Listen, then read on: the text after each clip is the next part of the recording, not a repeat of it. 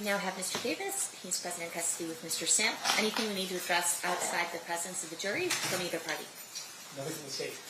Your Honor, I just want to make sure I have that issue with regards to the Discovery Commissioner. I just want to make sure. I think it's at 12:30.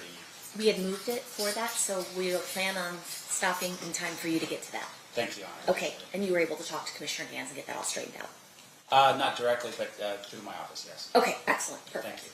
And I guess, Your Honor, I think it was mentioned during jury selection, but at this point, I think both parties would be invoking the exclusionary rule. Okay, so if we have anyone present in the courtroom who's on the witness list, you do need to step out at this time until you're allowed to come back in. Additionally, for everybody who's here as in the audience, obviously we're in court, so I expect that there'll be no outbursts or speaking audibly that the jury can hear. Otherwise, we might have to remove you. Additionally, if you guys could all check and make sure that your cell phones are turned off or are at least on silent so that we don't have any distractions while we get going. Your Honor, with regards to the exclusionary order, because of the fact that this is being broadcast, are we instructing as well witnesses to not be watching the broadcast prior to their testimony as well? Great point. Yes. Okay. Anything further? All right.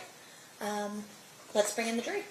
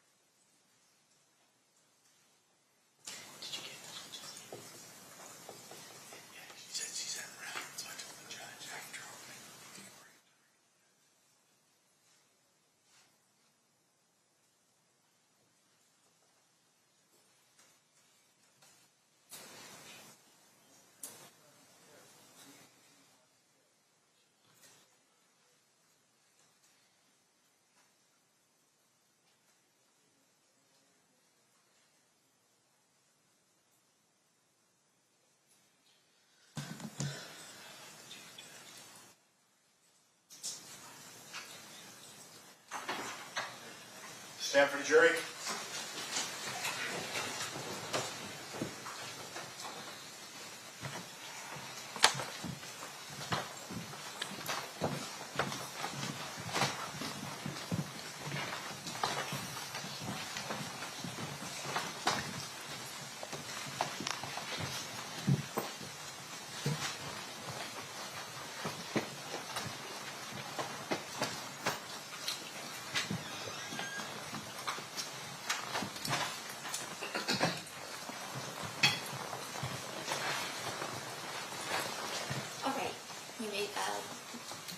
you stipulate to the presence of the jury? Yes, Your Honor.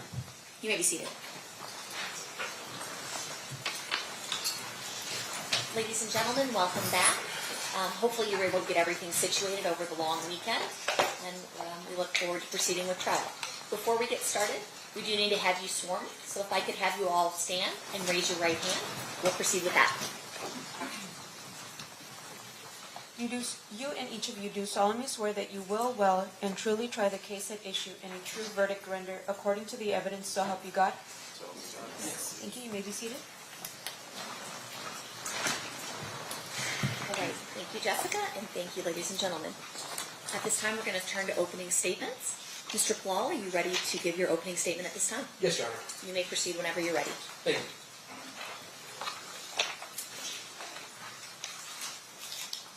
Good morning. On September 7th, 1996, Tupac Shakur came to Las Vegas to attend a Mike Tyson fight.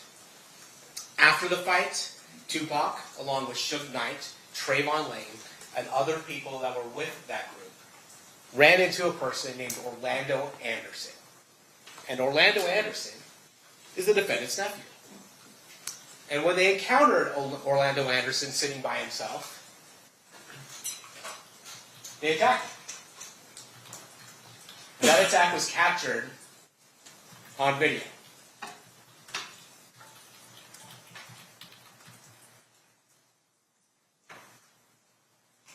Then, a few hours later, Tupac Shakur and Suge Knight drive down Flamingo Road to Club 662, where Tupac is scheduled to perform a concert.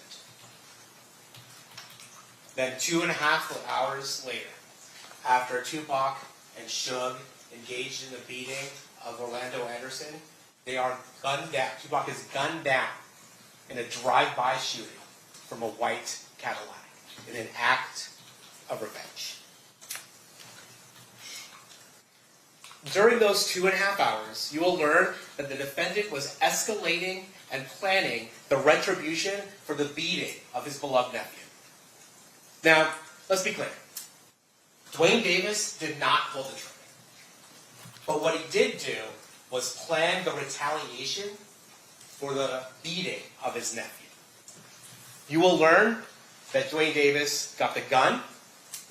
You will learn that he got into a white Cadillac. You will learn when the opportunity presented itself for retribution, Duane Davis made sure that the shooters were armed and ready to execute their revenge. And remarkably, you will learn that from Duane Davis himself. But to understand what happened on September 7th, 1996, on the streets of Las Vegas, we need to go about 275 miles west to the city of Compton, California. What you'll learn is that Compton is about 10 square miles. But in the mid-1990s, those 10 square miles were occupied by over 30 gangs claiming its territory. And important to this case, there are two gangs, Mob Piru and the Southside Compton groups. Let's talk a little bit about the Mob Piru. The Mob Piru is a group that associated with the color red. And you'll hear that Suge Knight, the person who was driving Tupac Shakur that night, grew up in the neighborhood of Mob Piru. But by the mid-1990s, he had become a very successful CEO of the record label Death Row Records. But despite, or maybe because of where he came from, you'll hear that Suge Knight continued to employ Mob Piru gang members as part of Death Row. They would act as unofficial security, and other times they would engage in, let's call them other acts, on behalf of Suge Knight. But Death Row in the mid-1990s, record labels around. They had artists such as Snoop Dogg, Dr. Dre, and of course, Tupac Shakur. And in 1996, Tupac Shakur was maybe the largest and biggest, most successful rapper around. He had just sold, released All Eyes on Me, a double album that was met with huge success. Additionally, Tupac Shakur was a movie star, having appeared in a number of movies in critically acclaimed roles. He has at times been referred to as an icon. But for the purposes of this case, what you need to know is that Tupac Shakur was not a gangster. He was a hip-hop artist associated with the Mob Pyro. Now, the other gang that's important to know here is the Southside Compton Crips. And when it comes to Southside, Duane Keefe D. Davis was the leader of the Burris Street faction of the Southside Compton Crips. And while Suge Knight rose to prominence in his neighborhood, Duane Davis rose to prominence in his neighborhood because he was a very successful, large-scale drug trafficker. And he moves up in the world of gangs by bringing in money to the neighborhood. The other thing you'll learn is that Orlando Baby Lane Anderson was his nephew and also a highly respected member of the Southside Compton Crips. Now, as part of this case, you're going to hear another name, Eric Zip Martin. Now, Eric Zip Martin is not a member of the Southside Compton Crips. In fact, he's based out of New York. He's involved in the drug trade and knows Duane Davis as a result of both their involvements in the drug trade. Duane Davis from the West Coast, Eric Zip Martin from the East Coast. And one of the connections that Duane Davis gets through his association with Zip Martin is with Sean Puffy Combs, who was then the CEO of Bad Boy Entertainment. Sean Combs wanted some security when he came out to the West Coast. He was worried about Mob Pyru. He was worried about the members of Death Row Records.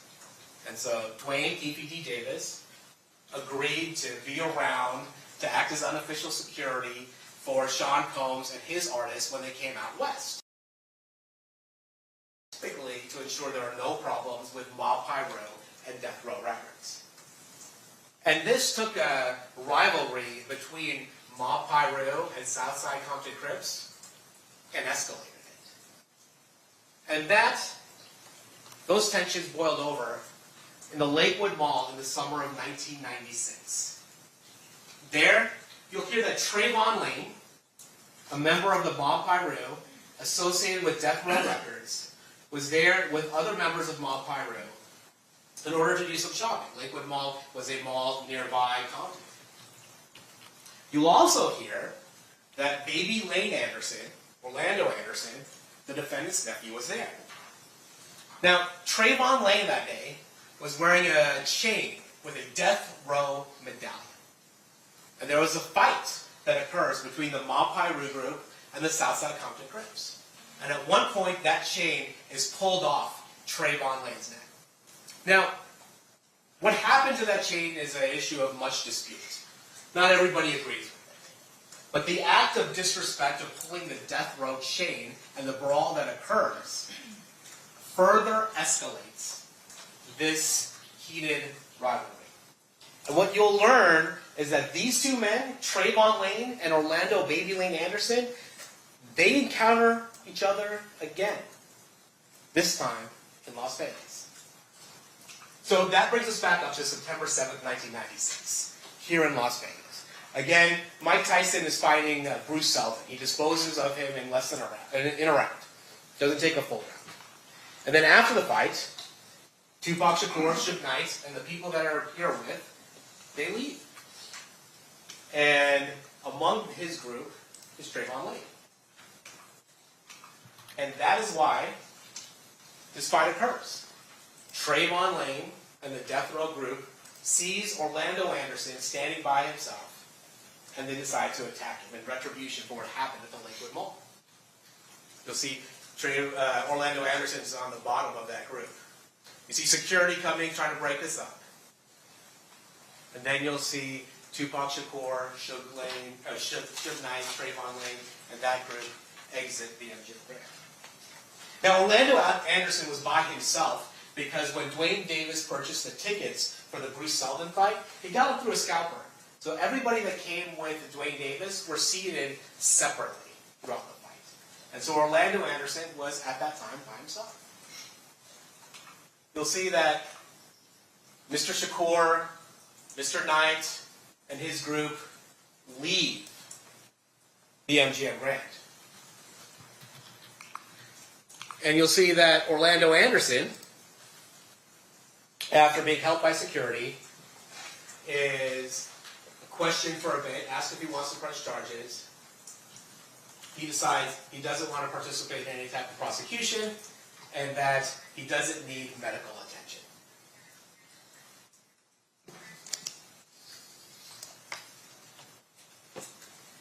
Duane Davis hears about this beating. And what you will hear is that in his world, there is no question that a response is required. And you will hear from Duane Davis what happens next. Because what happened over the next 2.5 hours is something Duane Davis would later describe himself in the secret 2008 interview from his attorney's office with the federal task force. And we'll talk about that interview and the circumstances surrounding that later. But we'll hear about what the next 2.5 hours was. So, what we learn is that Duane Davis is upset about the beating of his nephew. And frankly, that's not an unusual response. What's unusual is the next steps Duane Davis takes. Unusual for the normal person, maybe not unusual for in-gang culture. He is going to organize a retaliation that this beating cannot go unanswered. Then he runs into a person named Zip Martin. Remember the Zip Martin that was the connection with Bad Boy Entertainment from New York? And Zip Martin tells him that he has a gun. Hey, where do you go to? What do you tell Zip right now? You tell Zip, hey, we're going to go handle this shit or whatever? Yeah, like, hey, y'all want us to come? I'm like, you know what them motherfuckers that they was they gonna get 662 club. Who's saying that?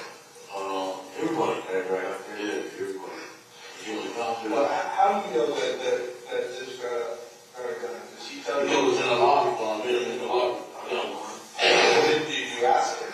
Do you have one, or just tells you, yeah, I got one? Yeah, that's when they asked me, do we need some help? I said, yeah, like, yeah, okay, cool. I don't know what he gave. Yeah.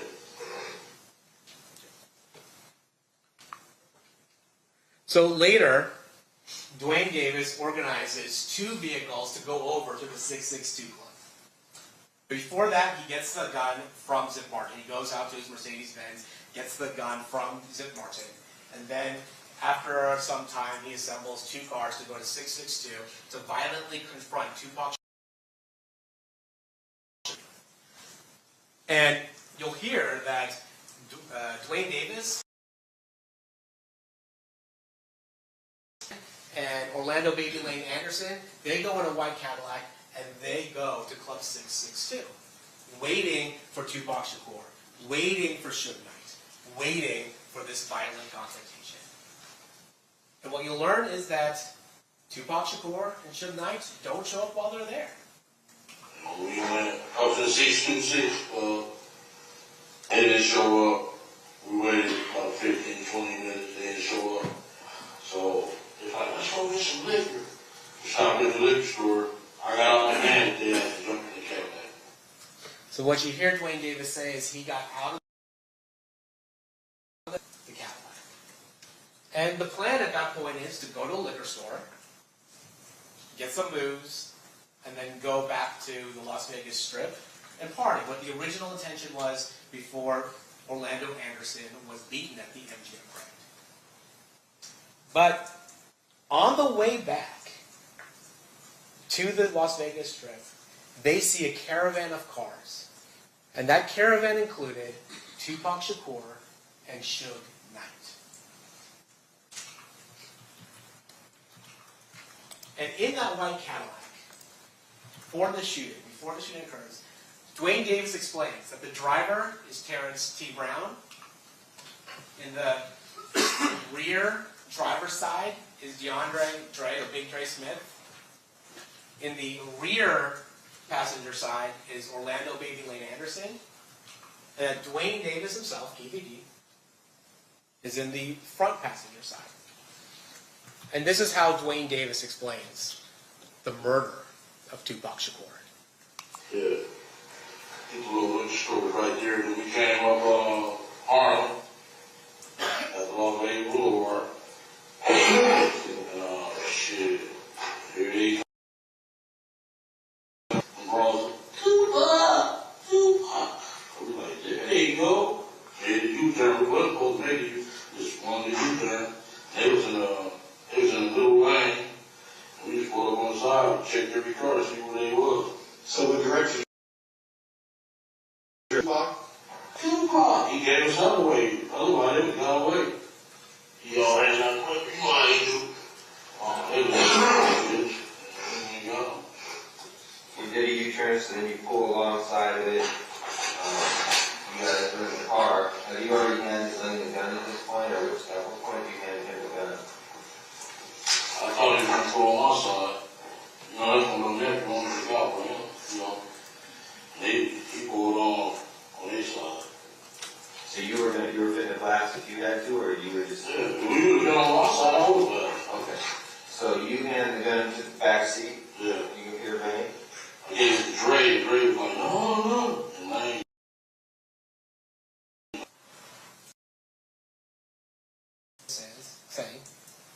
Admit that as they see Tupac Shakur and Suge Knight driving to Club 662, Duane Davis,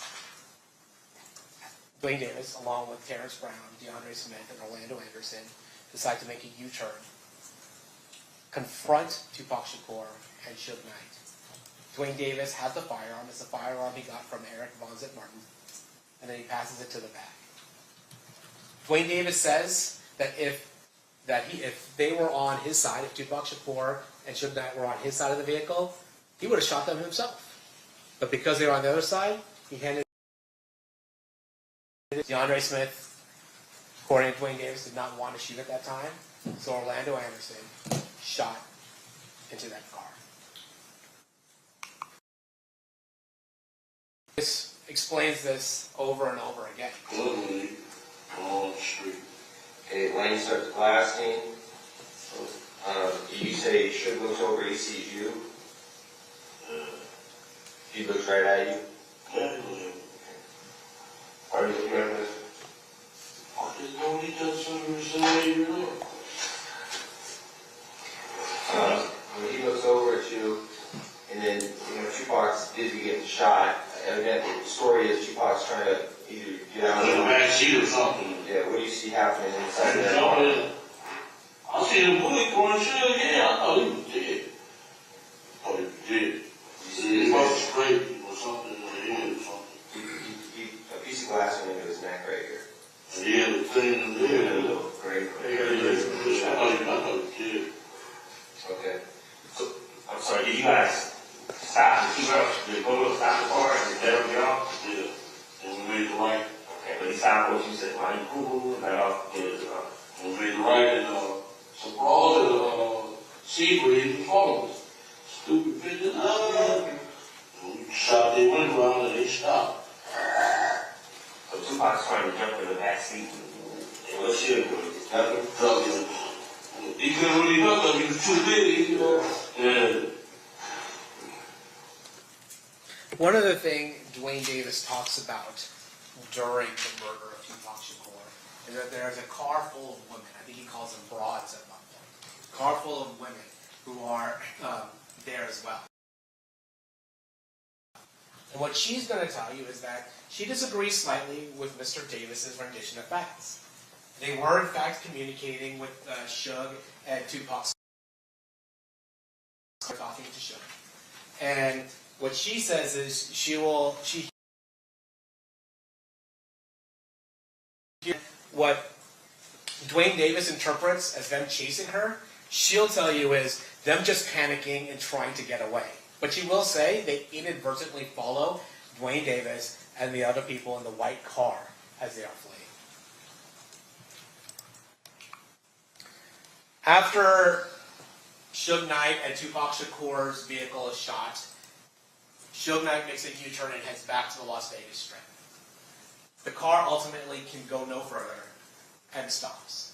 Police arrive, medical arrive, and you will hear that Suge Knight was grazed in the head and had some glass going in his neck. He ultimately survives those injuries and is released fairly quickly. You'll also hear that Tupac Shakur was shot multiple times, that he was brought to UMC, and that 6 days later, he succumbed to those injuries. And within 24 hours, are back in Compton. They stay the night, and they drive right home as though nothing happened. But a war followed them back to Compton.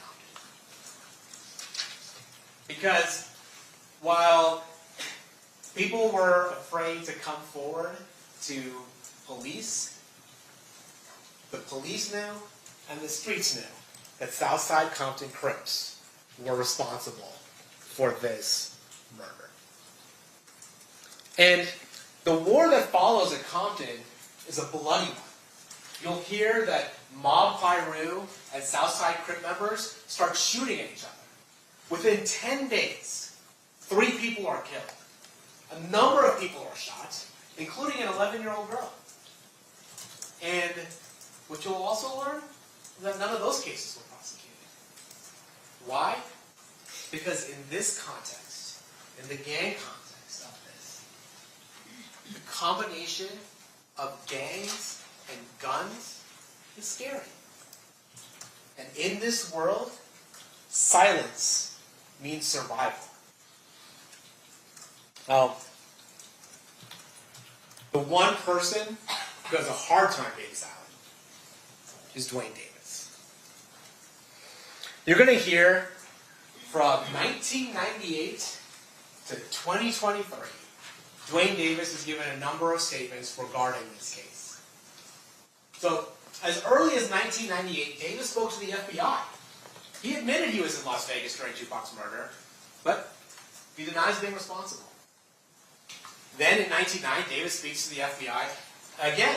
And these aren't interviews that are focused on the Tupac Shakur murder. These are interviews regarding drug transactions and drug trafficking. But he does say that Tupac does come up, and Duane Davis admits to being in Las Vegas for Tupac Shakur's murder. Says he wasn't involved, but he was mad about the fact that Orlando Anderson was beaten, and that his plan was to handle it in Compton had Tupac survived. Then in 2008, the interview of clips we've heard today, in a secret interview with the federal task force, Davis admits to his role in the murder of Tupac Shakur. And we do need to talk a little bit about this 2008 federal task force. Because what this task force is investigating is not the murder of Tupac Shakur. What this task force is investigating is another rapper's murder. A rapper by the name of Christopher Wallace. Somebody who is known as Biggie Smalls, so the notorious B.I.G. Christopher Wallace got murdered 6 months after Tupac Shakur was killed. And there was some allegation that the LAPD might have been involved. So a federal task force was formed to determine what happened to Christopher Wallace. And the interesting thing about the murder of Christopher Wallace is that Christopher Wallace is killed leaving a party in LA. Also at that party, Duane Davis. Christopher Wallace there was a suspect vehicle that involved a Chevy,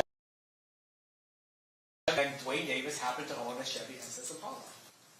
Now, as a result of that, the task force decides, well, let's look at Duane Davis. And the thing we know about Duane Davis is that he trafficked narcotics. And so they were able, through a CI and an undercover, to have a drug transaction with Duane Davis. And as a result, Duane Davis now has a case, a big trafficking case. And so the federal task force approaches Duane Davis and his attorney, and they say, hey, look, we want information regarding the murder of Christopher Wallace. That is what we are trying to investigate. And what Duane Davis says is, I don't have any information about that, but I can tell you about Tupac. And that's what he does. He tells a federal task force that that's about his involvement, what you've heard, his orchestration of the murder of Tupac Shakur. That secret conversation, that proffer, was secretly recorded and released later. In 2009, Davis is being so helpful to federal authorities that he actually flies out to New York to try and get Zip Martin to implicate himself in the Tupac Shakur murder. Zip Martin at that time was dying of cancer, was out of the game, and really did not engage with Duane Davis. In 2009, though, Duane Davis gives an interview to Las Vegas Metropolitan Police Department Detective Dan Long. Now, Duane Davis is more guarded in that interview. It is a different setting than the interview of 2008. It's not a secret proffer agreement. But Duane Davis does admit a number of things. That he was in Las Vegas, that he was mad about Orlando Anderson getting beat, that he was the boss, that he was in the white Cadillac, that he procured the firearm that ultimately killed Tupac Shakur. Then, in 2011, the landscape changes. Because in 2011, Greg Kading, the guy who was leading the task force in 2008, the guy who organized the secret proffer between Duane Davis and the federal task force, he leaves law enforcement and decides he's going to publish a book about his investigation into Biggie Smalls, the guy who was killed 6 months after Tupac, and Tupac Shakur. And what he puts in the book is that Duane Davis confessed to the murder of Tupac Shakur. The book tells the story about Davis' admission, about himself, but it also tells the story of Duane Davis telling about his nephew's involvement in the murder, about Big Dre's involvement in the murder, about Terrence Brown's involvement in the murder. And this is a problem for Duane Davis, because that meeting was supposed to be secret. And now his cooperation with federal authorities is open to the world. Not only that, Greg Kading is now profiting off Duane Davis's life story.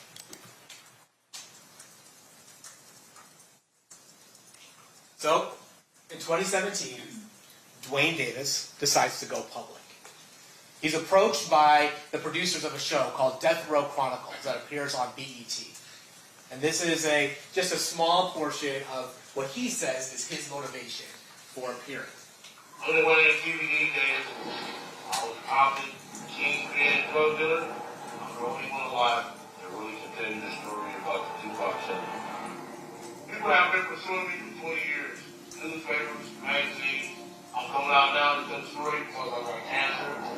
I got nothing else to lose. All I'm here about now is the truth. Duane Davis says, all I want to do now is tell the truth. And in the 2017 public interview, he's a little evasive, but he admits to being the boss. He admits to being in the white Cadillac. And he admits to be part of the murder of Tupac Shakur. And when he says he's the only person that can tell what happened, he's right. Because by 2017, Terrence Brown is deceased. DeAndre Smith is deceased. Orlando Baby Lane Anderson is deceased. Terrence Brown was murdered in an unrelated incident.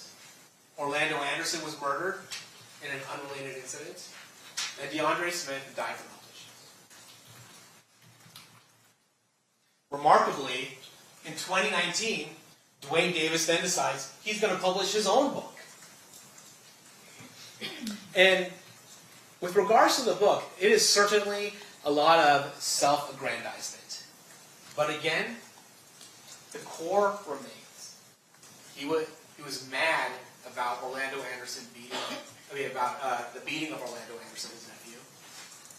He was in Las Vegas. He got the gun. He was in the white Cadillac, and he handed the gun to the shooters. And what you'll notice is a constant thing that always goes through these statements is Duane Davis's visceral anger at Tupac Shakur for putting hands on his nephew. In the book, he says, them jumping on my nephew gave us the ultimate green light to do something to their ass.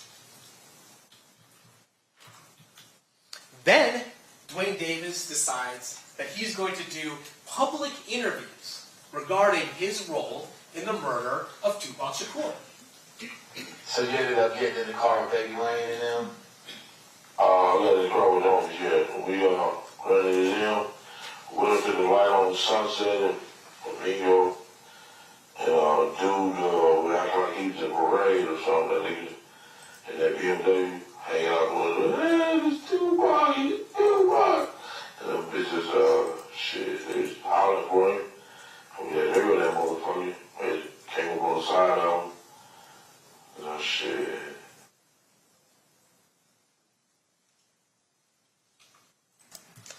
Davis's public admissions mirror his private life. He admits to being a leader of Southside Crips. He admits to the significance of the fight over the death row chain at the Lakewood Mall. He admits to being in Las Vegas the night of the fight. He admits to being angry that Tupac stomped Orlando Anderson at the MGM. He admits that he was hunting down Tupac and Suge, first going to 662. He admits that he got a Glock 40 from Eric Zip Martin for the purposes of hunting Tupac. He admits that he was in a white Cadillac with his gang members looking for Tupac. He admits to seeing Tupac in a black BMW and then changing directions, making that U-turn to confront Tupac and Suge.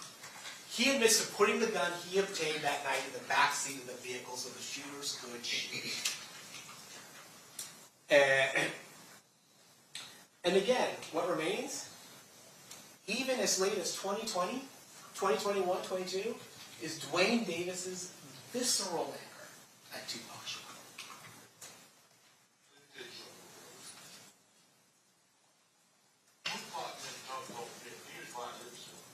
My nephew never jumped over fucking Tupac. Come on, man. Tupac was wrong with two motherfucking shoes. I mean, don't you get me wrong? Honestly. I mean, yeah, I think you could have, reacted in a better way. Listen, you don't think that man is wrong? He could have reacted in a better way, I guess. I'm talking, Vlad is his fucking biggest fan. He admitted that man is wrong, man. He was wrong, man. But that was only done out of loyalty, man. Okay, thank you. I appreciate that. But he never jumped, my nephew didn't jump on him. He jumped on my nephew with a kid, man. My nephew was a fucking kid. He was a grown-ass man, dude. You know what I'm saying? He was a fucking kid, dude. That's why he had on the channel. He's a fucking kid, dude. You know what I'm saying? He was wrong. My nephew never jumped on him. They jumped on my nephew. My nephew didn't throw a punch, man. Shit was wrong, dude. Jumped on the fucking kid, dude.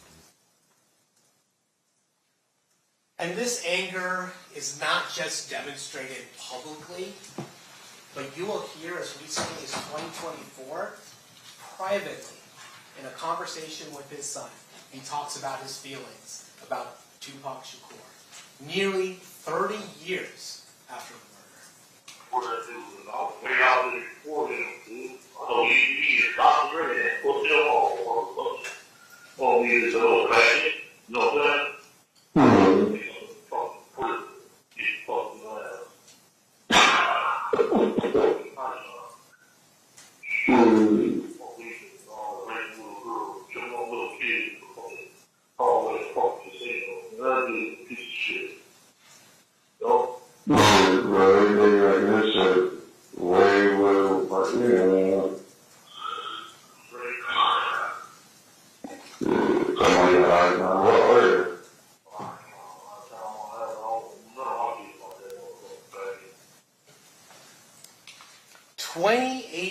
Years later, that is the visceral anger that Duane Davis had for Tupac Shakur. It did it in 2.5 hours. He took care of what he thought was the proper response. And 28 years later, he still is angry about what Tupac did. On September 7th, 1996, Tupac Shakur publicly, on camera, participated in a humiliating beating of Duane Davis's nephew, Orlando Anderson. Duane Davis knew that in his world, that required a response. And over the years, in private interviews and public statements, and even in private calls, Duane Davis has repeatedly told us over and over again about the anger he felt and his own role in the revenge drive-by shooting of Tupac Shakur. And now, nearly 30 years later, we're going to ask you to finally hold Duane Davis accountable